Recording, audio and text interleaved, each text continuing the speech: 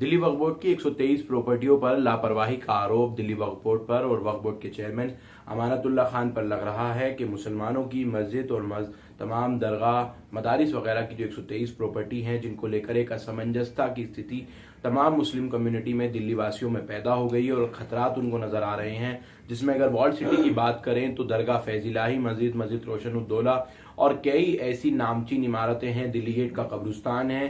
कुल मिलाकर राजधानी में 123 प्रॉपर्टियां हैं और जो अर्बन मिनिस्ट्री की तरफ से नोटिस दिया गया है कि वो सेंट्रल गवर्नमेंट ने अपने जो है वो अपने अंदर उनको ले लिया है, वो सेंट्रल गवर्नमेंट के हवाले हैं।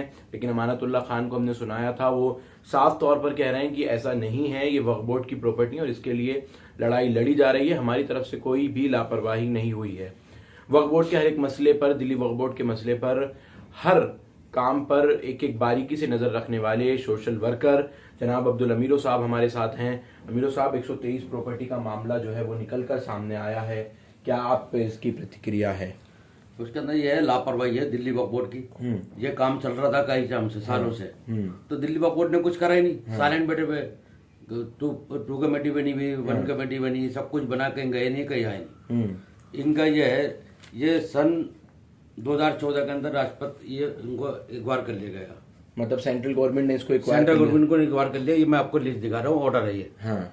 जो 123 प्रॉपर्टी है ना, उनके हैं दोनों। हाँ। 123 प्रॉपर्टी के अंदर एलएनडीओ के पास है 61 प्रॉपर्टियां, एलएनडीओ के पास 61 है, और डीडीए के पास है 62 प्रॉपर्टियां, दोनों मिला के 123 हो गई।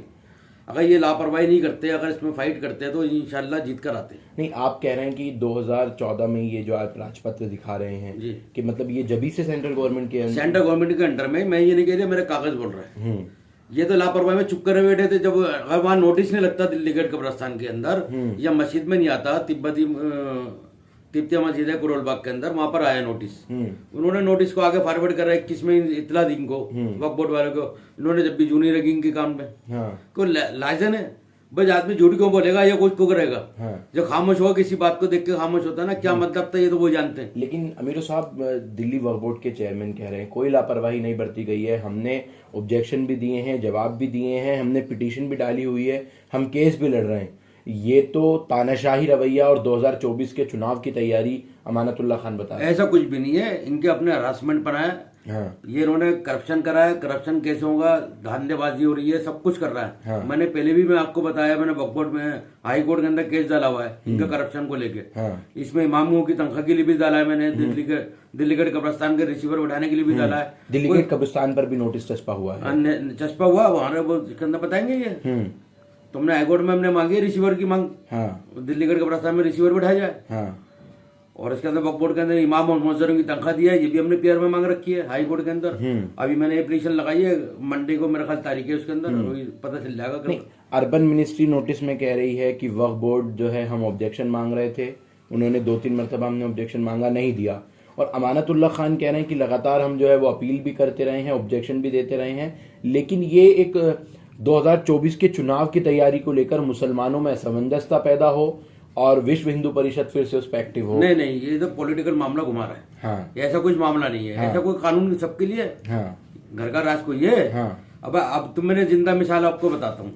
दिल्ली जामे उसके अंदर आईटीओ की मस्जिद है, मंदिर मस्जिद, वहां पर ये देखो कौन सी, गोसियान मस्जिद आईटीओ पे। जब आईटीओ से आ गए तो गोसियान मस्जिद पड़ेगी, मंदिर ही पड़ेगा। वहाँ कोर्ट में केस, उन्होंने पीडब्ल्यूडी तोड़ने आ गए थे, उन्होंने मंदिर वालों ने केस डाला। मंदिर वालों ने केस डाला, डालने के बाद ये मंदिर वालों ने किस चीज का केस डाला? ये इसको तोड़ने के लिए आए थे मंदिर को। पीडब्ल्यूडी उसको रोड में सीधा करना चाह रहे हैं, G20 के चक्कर में। G20 के चक्कर में इसको तोड़ने आए। तोड़ने के लिए उसको कहा गया, तो उन्होंने कोर्ट में केस चले गए। कोर्ट में जाने के बाद पार्टी बने, पार्टी बनने के बाद दिल्ली वक्फ बोर्ड के वकील शफीक साहब ये कहते हैं जी, वो मंदिर वाले कहते हैं हम नहीं तोड़ने देंगे, हमने ये नहीं करेंगे, वो नहीं करेंगे। मतलब मंदिर का ट्रस्ट इसलिए कोर्ट गया कि मंदिर को नहीं तोड़ने देंगे। तो वक्फ बोर्ड भी गया मस्जिद को बचाने के लिए। लेकिन वक्फ बोर्ड ने वहां खड़ा हो गया भाई ठीक है, अगर आपको जरूरत है पब्लिक डोनेट में जगह पड़ती है, हम देने को तैयार है। ये वक्फ बोर्ड ने लिखित में दिया है, वक्फ बोर्ड ने वहां बोला है लिखित में, ये मेरे पास ऑर्डर है।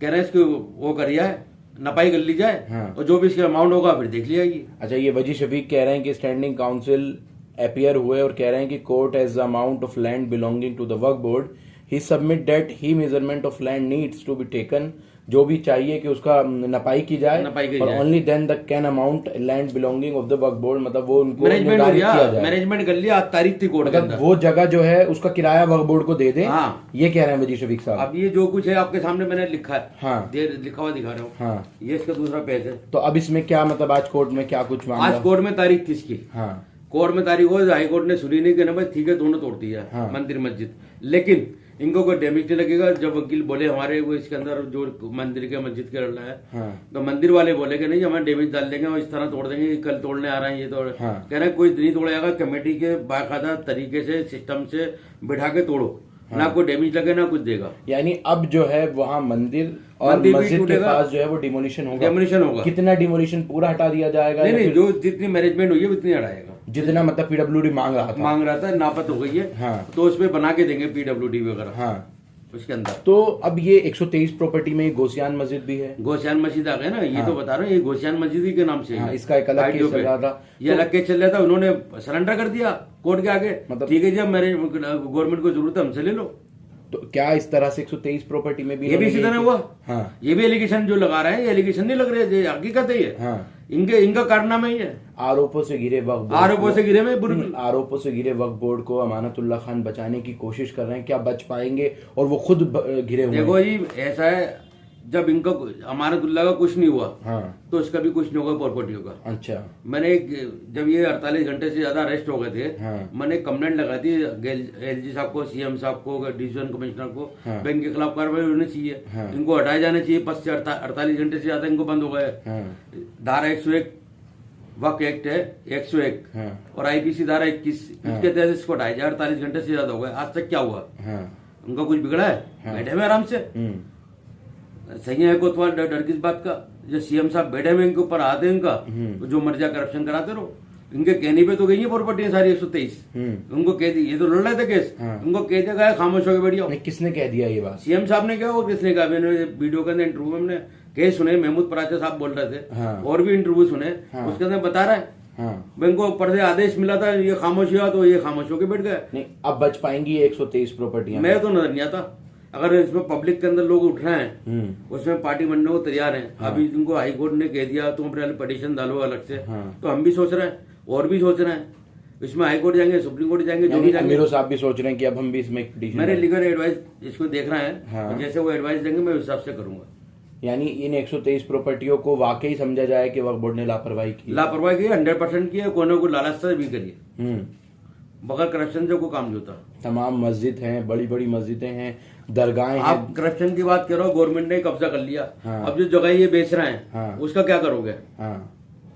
आप इनकी जगह, दुकानों को, स्कूलों को, हाँ। खत्म करके जगह बेच रहे हैं, दुकानें बेच रहे हैं। हाँ। आप ये देखो, मैंने वक्फ बोर्ड में एक आरटीआई लगाई थी, उसके अंदर ये जवाब दिया इन्होंने 1,12,500 रुपए में जगह दी। ये कौन सा मसला है? कौन सी आपने आरटीआई लगाई? ये लगाई थी दिल्ली फतेहपुरी मस्जिद के ऊपर, फुल मंडी चौक स्कूल था। अच्छा, जो वो एमसीडी का जो प्राइमरी स्कूल था, हाँ। उसको मोहम्मद यूसुफ को और विश्वास पाठक को जगह दी इन्होंने। हाँ। 1,12,000 में। जो आपने पहले भी आरोप लगाए थे 1,12,500 में। हाँ। मतलब 1,12,000 रुपए तुम मुझसे किराया ले रहा हो। हाँ। अब उसके अंदर किराए के अंदर क्या करते हैं, दुकानें बना देते हैं। हाँ। कमर्शियल करने के लिए कोई थी दुकानें। हाँ। नहीं, मतलब 1,12,500 रुपए किराए के महीना पे दे दी। मैं दे दी। एक प्रॉपर्टी से इतना रेंट जो है वो लिया जाएगा? एक प्रॉपर्टी का रेंट लिया। हाँ। और रेंट लेके दुकानें ऐसी बना दी गई। मतलब इस तरह से दुकानें बना दी गई? मतलब शिक्षा को खत्म करके दुकानें बनेगी। हाँ। जब तुम करप्शन कर रहा हो, हाँ। तो आगे वाले भी ले लेंगे। तो इसमें करप्शन क्या है? अगर वक्फ बोर्ड की प्रॉपर्टी है, वक्फ बोर्ड ने कहा कि हम स्कूल खत्म करके अब जो है यहाँ पर दुकान, लैंड चेंज नहीं कर सकते ना। हाँ। तुम वक्फ बोर्ड की मीटिंग करी। हाँ। कोई वक्फ बोर्ड की मीटिंग नहीं, 7 आदमी की कमेटी थी, 3 आदमी कैसे कर देंगे इसको पास? हाँ। 4 आदमी ने रिजाइन दे रखा था। हाँ। उस दौरान की बात है। यानी मतलब वो पूरा प्रॉपर्टियों की जो रसीदें हैं वो चेंज की गई हैं, किराएदारियां बदली गई हैं, उसमें करप्शन किया गया। करप्शन कराइए। हाँ। जब तुम 7 आदमी की बोर्ड की कमेटी है, हाँ। तो इसमें 4 नहीं होंगे, 3 होंगे तो वो 5 ही नहीं होंगी। लेकिन अमीरों साहब, जितना अभी तक जो है वक्फ बोर्ड और अमानतुल्लाह खान पर एसीबी हो या फिर सीबीआई ईडी जो भी कार्रवाई हुई है, अभी तक कोई खास चीज निकलकर सामने नहीं आई है। इतनी लंबी अमानतुल्लाह खान की कस्टडी रही, उसमें भी जो है एसीबी वो रंगे हाथ कुछ नहीं ले पाई।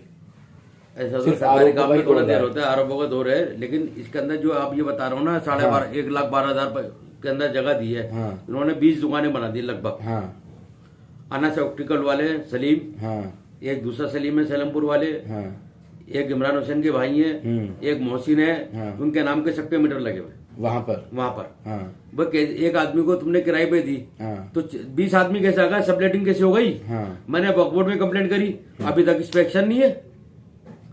भाई अभी तक क्यों एक्शन नहीं है? तुम बाहर 123 प्रॉपर्टी पे जा रहे हो, जो घर के अंदर प्रॉपर्टी है उसको तो करो। नहीं 123 भी तो वक्फ बोर्ड की है ना, और वक्फ ये बोर्ड भी- की है ना? ये भी वक्फ बोर्ड की है। इस पे कोई एक्शन नहीं ले रहा है हाँ भाई, इस पे क्यों नहीं ले रहा है? पैसे ले हुए, नहीं आप इसमें कोर्ट भी मूव किए थे, कोर्ट से क्या नहीं कोर्ट से चल लिया है। अभी मैंने पिटीशन मांगे, 5 हफ्ते का टाइम मांगा है उन्होंने, हाँ कोर्ट ने। कोर्ट ने। अच्छा अब ये देखो ना, मैं आपको एक चीज दिखा देता हूँ। हम्म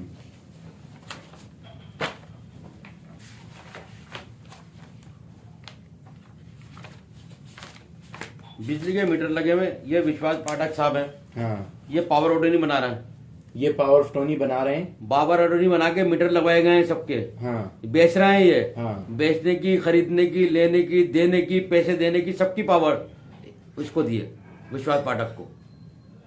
विश्वास मतलब- पाठक खुद एक किराएदार हैं, किराएदार वो हैं। सबको किराएदारी और जो है वो मालिकाना हक बांट रहे हैं। मालिकाना बट रहा है ये रहा। हाँ ये रहा। सबने मीटर लगवाई है, ये इन तमाम लोगों ने मीटर लगवाए हैं। पावर ऑर्डर बना के ये सबलेटिंग कर दी। एक आदमी को तुमने दिया है, हाँ। वो कह रहे मोहम्मद यूनुस को दिया हमने और इसको दिया विश्वास पाठक को। हाँ। तो 20 आदमी कैसे आ गए? ये स्टाम्प पेपर झूठे, ये देखो ना सारे पेपर यानी झूठे। वही पूरा करप्शन पूरा वक्फ बोर्ड पे आपका ये देखो, आरोप। ये बिजली के बिल लगे हैं, ये पावर ऑटोनी बने हुए, इनकी फाइल बनी है पावर ऑटोनी की।